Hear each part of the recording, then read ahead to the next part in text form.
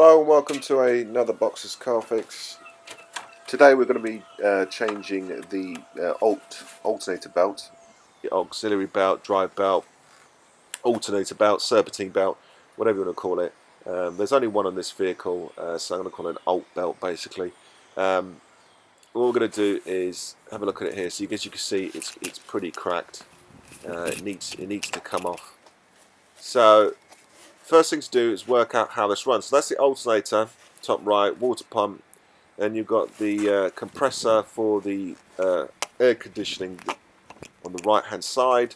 Over the left hand side we have a pulley on the left hand side there. I think it's to do with the steering. I can't remember the exact name of it on the left hand side, and at the very bottom was the crankshaft. So if you look here, you can see this is going to be a reasonably okay to take off.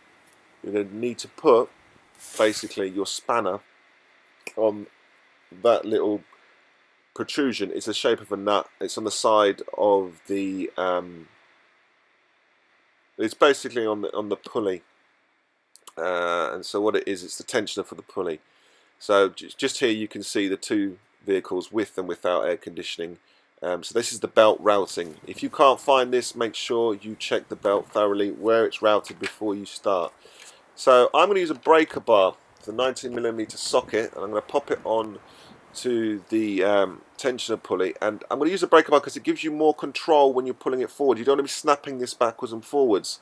So this is going to give you a nice bit of control to pull that pulley and allow the tension to drop down and pull that pulley away, and you can then start taking it off the alternator, which is the most furthest part of the engine. Whilst you're doing this, be careful of the air conditioning line above. That's the thing I will say. Be careful of that air conditioning line above. So start by taking it off the alternator, and then I'm going to start to replace it from, in the diagram it said VP. I'm going to remove it from that and slowly start to thread it through. Now I found the best way to do is take it off the it's quite easy to come off the water pump. I'm now trying to take it off the tensioner pulley. So the best way to do this is almost to like feed it backwards and make like a loop in order for you to almost take it off, loosen it around the item and then pull it away. Unfortunately it's very difficult to shoot because there's no room for me really to show you, but once you've got it off of there, I'm now just taking it off the pulley for the air conditioner compressor. It's coming off of there.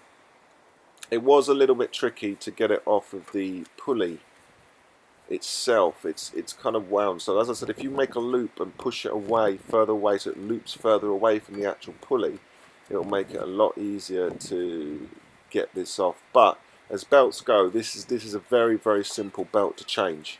It's easily routed. It's easy to remember how it's routed. It's easy. It's pretty easy to get it on and off. It is a long belt though. Okay, so there's the old one off, and what we're going to do is just quickly compare it with the new one in order to check the length, make sure it's fine, width, etc. The amount of grooves in it, make sure that's correct. The ribbing. Okay, so as you can see, what I've done is I've put a picture on the right hand side, and we're going to cover how we put this back on. So I'm going to start from the furthest point away from where it needs to go last. So that's the crank. So I'm going to pop that down onto the crank, just feeding it through past the other parts, and then making a loop and put it on the crank. Once it was on the crank, I going to put it on the cooler compressor for the air conditioning. So that's made a large loop, if you like, at the bottom, with two now covered, and then it's a case of moving on to the tensioner pulley. So pop that round. If you find it difficult, as I said, make the loop slightly before and kind of push it round. I then moved on to the vane pump. I believe it has to do with steering. Don't quote me on that one.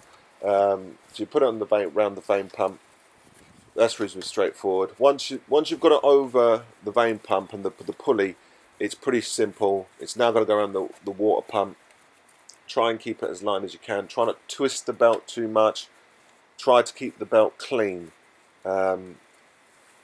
Otherwise you could have a squeak or problems that could even slip off maybe. Okay, so once you've got a loop now that's right next to the alternator, this is the loop that we're going to finish on. So get your socket, your wrench back on to the onto the tensioner, the tension pulley. Pull it back round.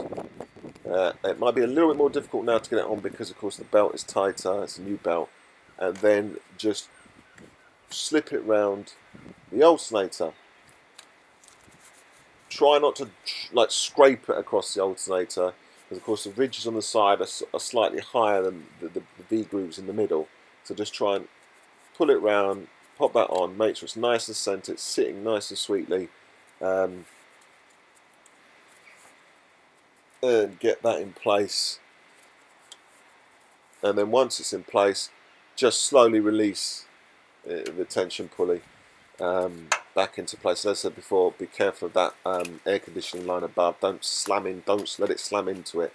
Otherwise you could have serious problems. Once you've got the belt on, now the key thing is to check that this belt is in place. So have a quick look at the tension there. Absolutely fine. I'm just going to have a look at the water pump now. If you look at the water pump now, you can see that the belt is not quite straight on the water pump. So what I'm going to do is I'm going to go back on the tension pulley, release the tension, and straighten it up.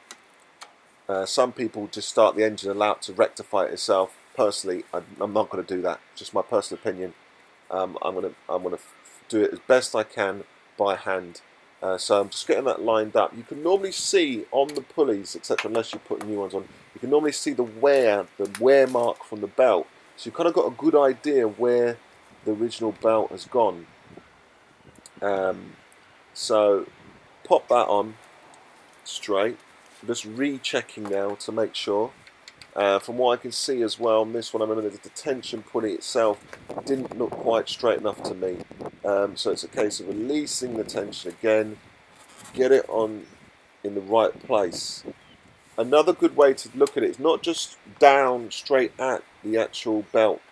Kind of go to the side and look down straight ahead to see that the belt is straight as well. So you're looking straight down the line of the belt and where it is on the pulleys. That's also a good thing to see the clearances to make sure it's not going too far towards the block, towards the engine. Once that's done, just recheck, make sure you've got your routing right. As I said, this is an easy one. It's pretty straightforward, so I mean, I didn't even look at a diagram to put it back on. It was just put it straight back on. I'd like to say thanks very much for watching. It's been another Box's Car Fix. Take care. Bye-bye.